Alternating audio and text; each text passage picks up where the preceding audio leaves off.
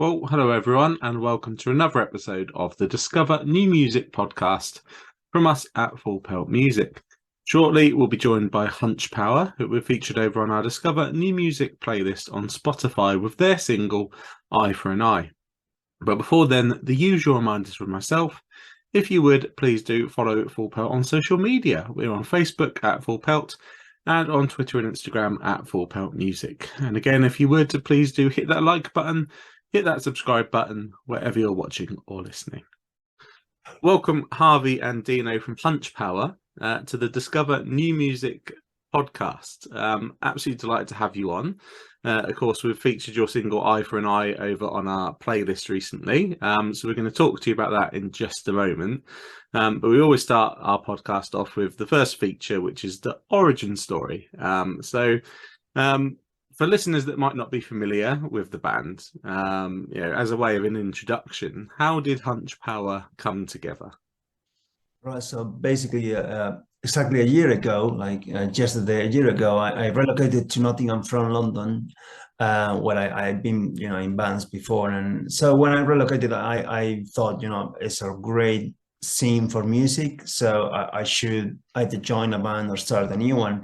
And soon after that, I got in touch with Deano, found him on I think joined my band probably.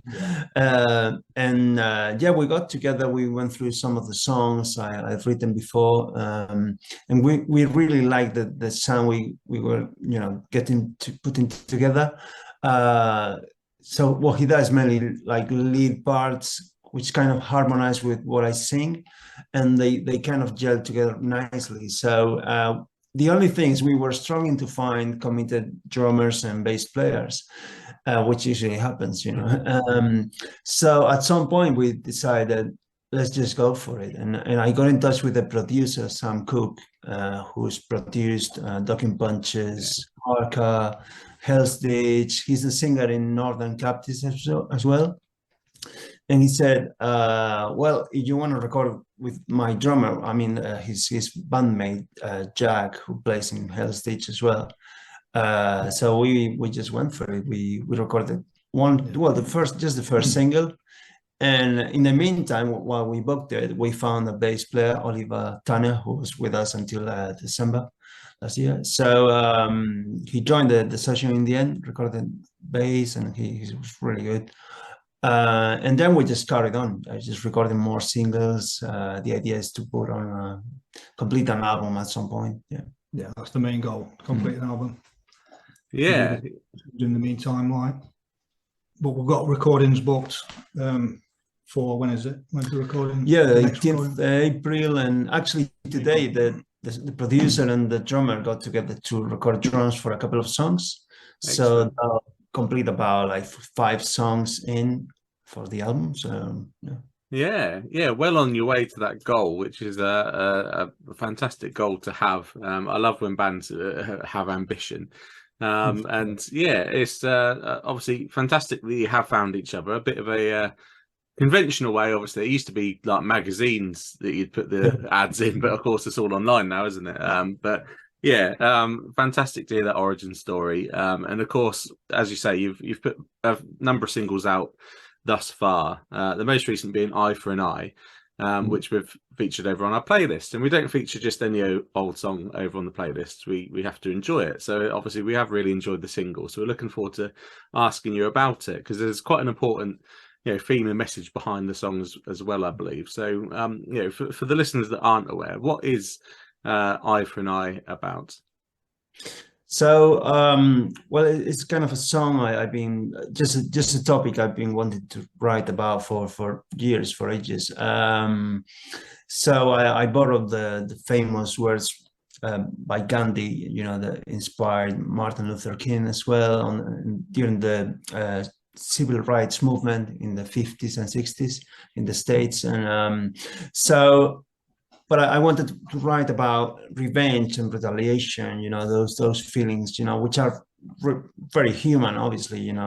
Anyone can get carried away, but I wanted to find a different angle and, and it kind of explore it in depth, and because it ties in obviously with the war, and war in Ukraine and whatever's happening, particularly I think the conflict in Israel with the Palestinians, because it just keeps going, and it gets to a point where I guess everyone is guilty. It's very hard to stop it.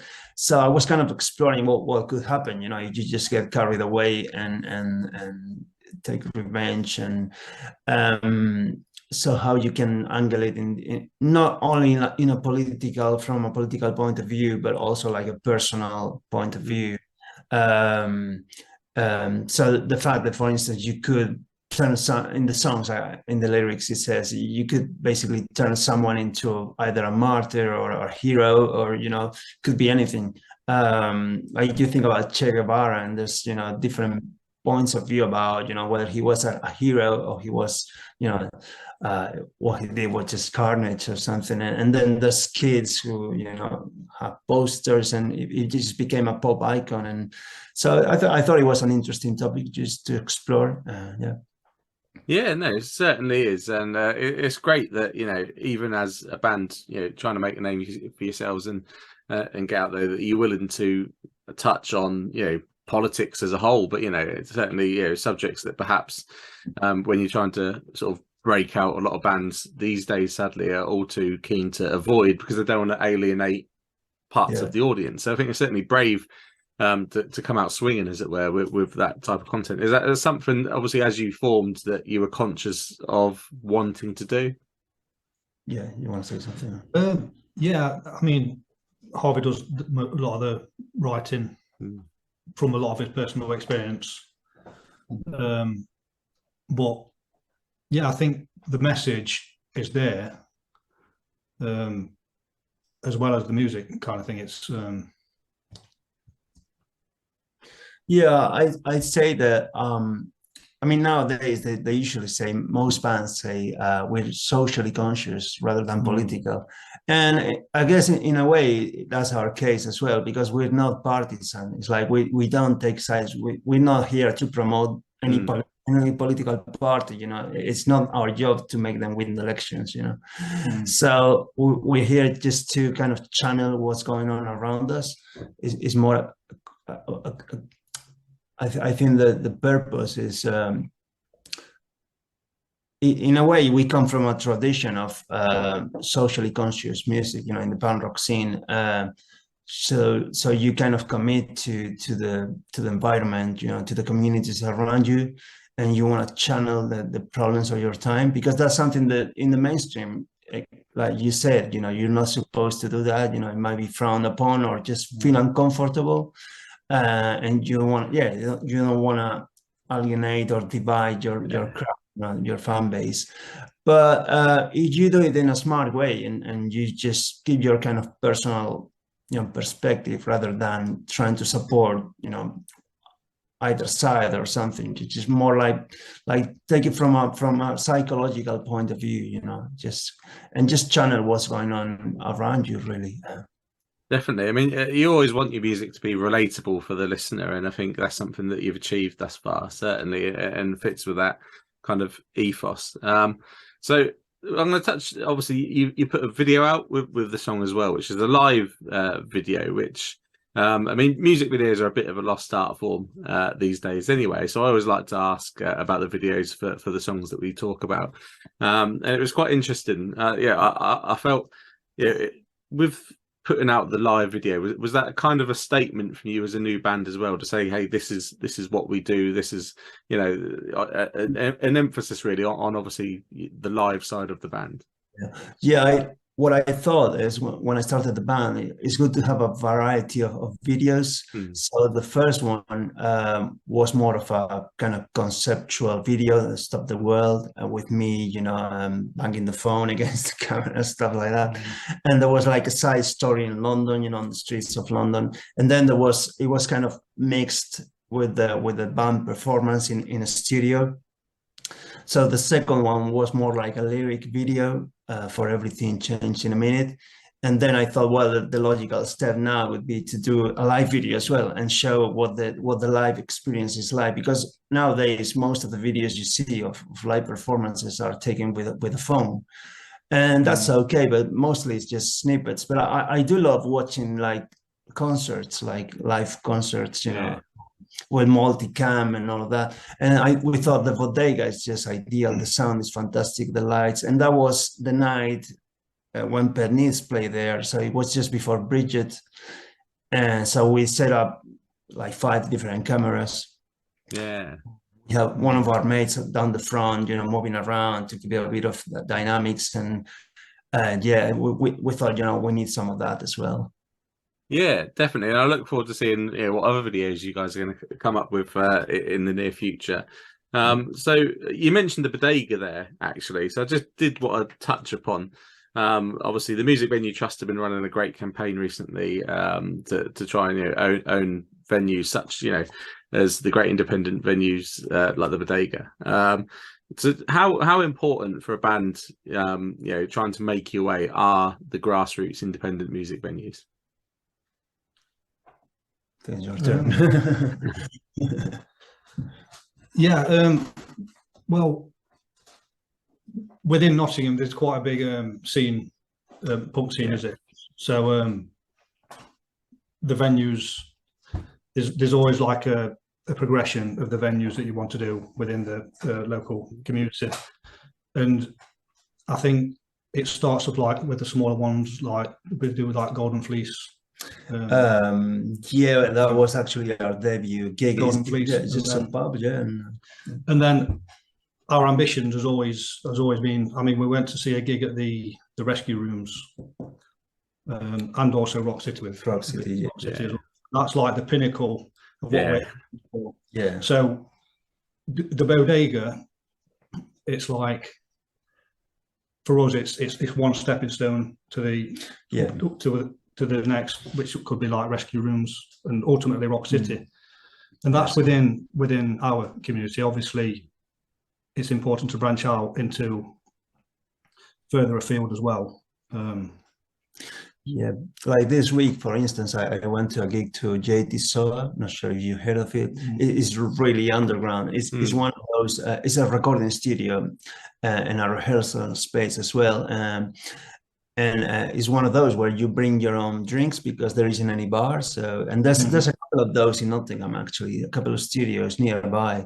And it's just amazing, it's just a completely different. They play on the floor, of course. So yeah, DIY but I mean, some bands from the States come over and they tour those small rooms. So. Definitely. I mean, they are so integral, and it's a great point you make there. Obviously, they're integral for the UK homegrown bands to get a footing, but also, for smaller acts to come from the US and from Europe and all around the world to be able to come to the UK and build their audiences. These venues are so important, and Nottingham in particular, you are blessed with some absolutely fantastic independent venues. I mean, Rock City's right up there with the best in the country, isn't it? Definitely. Yeah, and even the Chameleon, small independent one, but it's fantastic. And this feeling, that promoter, they put on gigs there.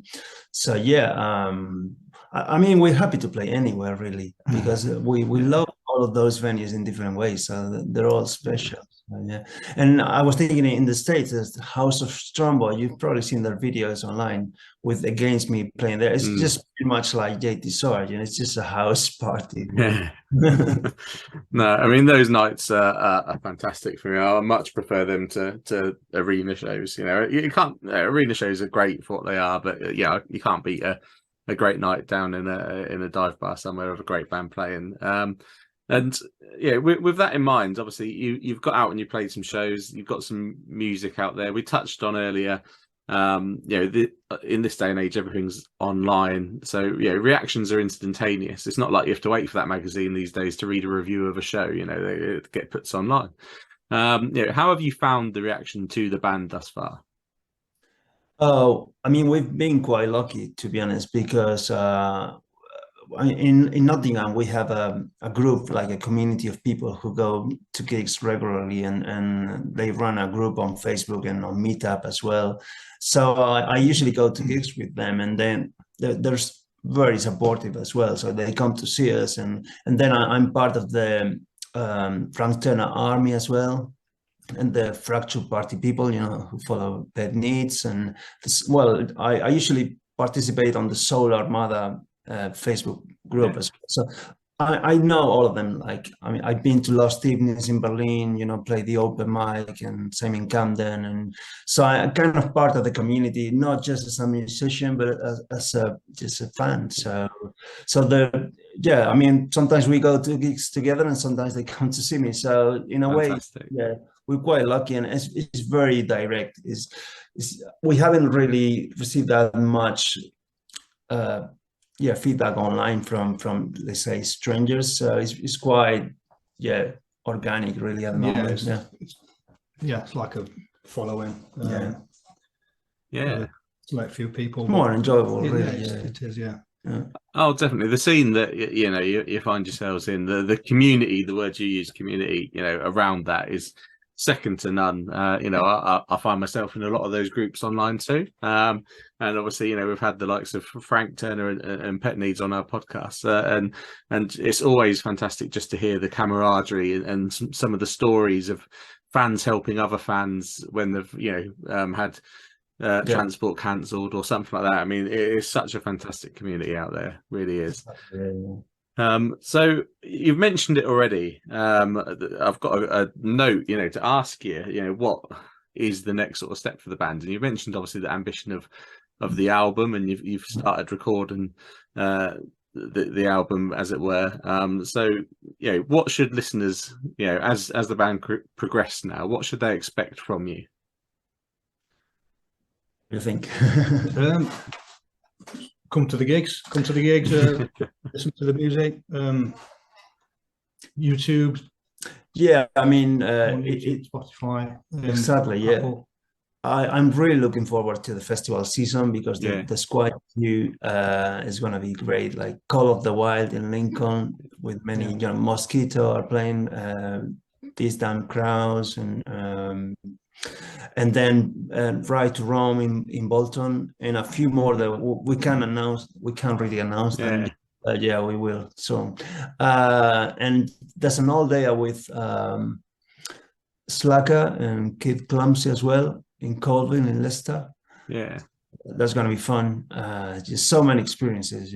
I think that's the main thing. I mean, we'll keep releasing music singles, but at the end of this kind of music, you need to really experience life. So definitely. And I noticed you had a show coming up with Sean McGowan as well, another fantastic artist from the scene. So there's obviously plenty of opportunities for listeners to come along and catch you at a show. And as we mentioned, everything being online these days, that listeners really need to follow you on social media. So I always like to give out the handles for the social media channels so listeners know where they can head to follow you. Although obviously they'll be able to click through from the links in the bio and get there ultimately anyway. But Instagram and Facebook, you're at Hunch Power, and Twitter at Hunch Power Band. So I'm guessing Hunch Power was taken. I think so. Yeah, it was taken. I don't know, but sometimes.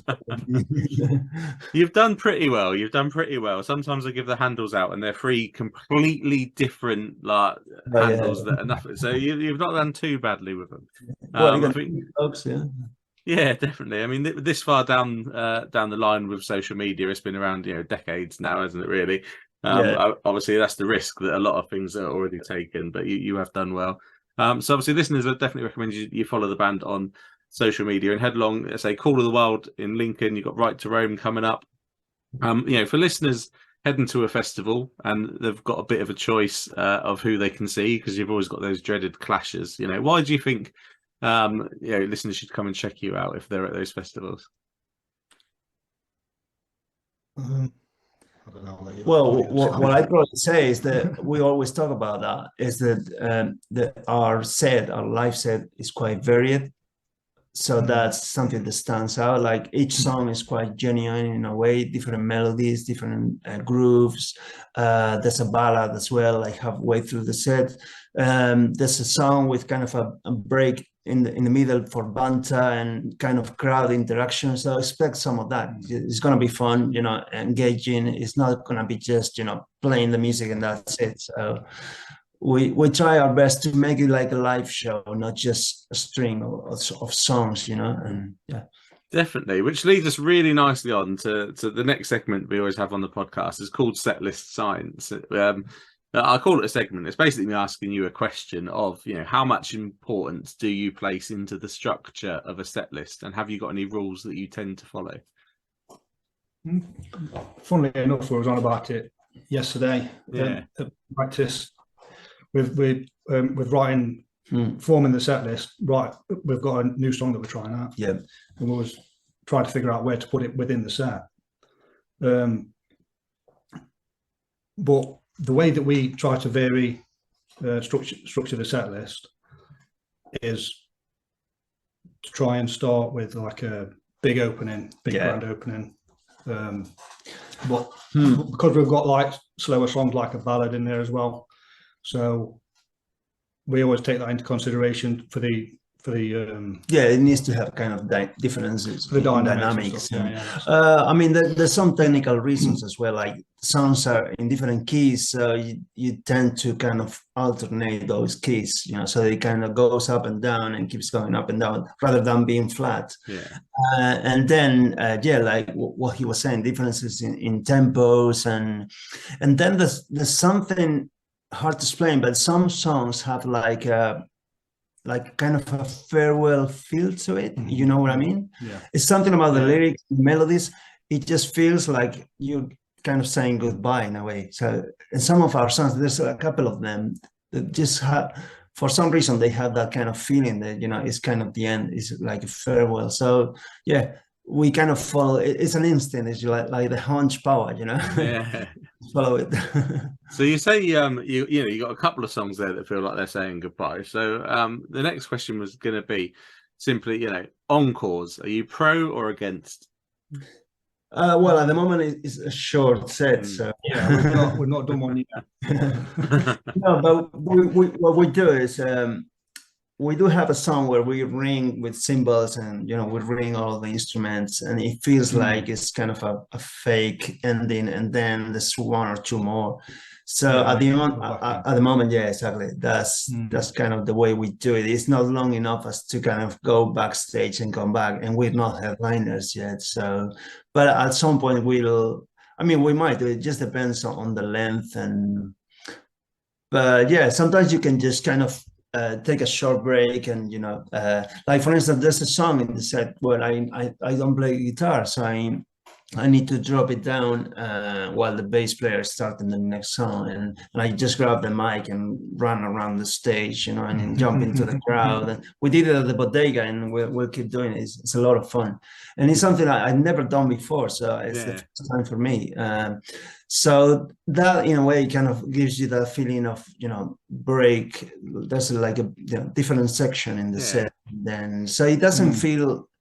Even if it's not that long, it's just 30 minutes, but it feels longer because it's got like a narrative and different sections. So you know what I mean? Yeah, no, absolutely fantastic. So I'm a massive setlist geek, which is why I always ask these questions, and I can see you've given it some really good thought. So you definitely passed that test for me. And obviously, as you say, you're out supporting some acts that have been around for a while, and acts of slightly different ilk, in style and substance kind of thing. So when you're out with these bands, are you looking to pick up tips? Are you looking to learn from them? Of course, I mean, there's always something to learn. I mean, you need to be humble, and even if you're proud of what you're doing, that there's other bands which are more established, and you need to learn from them. But I mean, you're not necessarily there to learn or to borrow, to steal anything. It's just part of the experience, and you learn from your own mistakes as well. So what do you think? Yeah, I agree with that, definitely.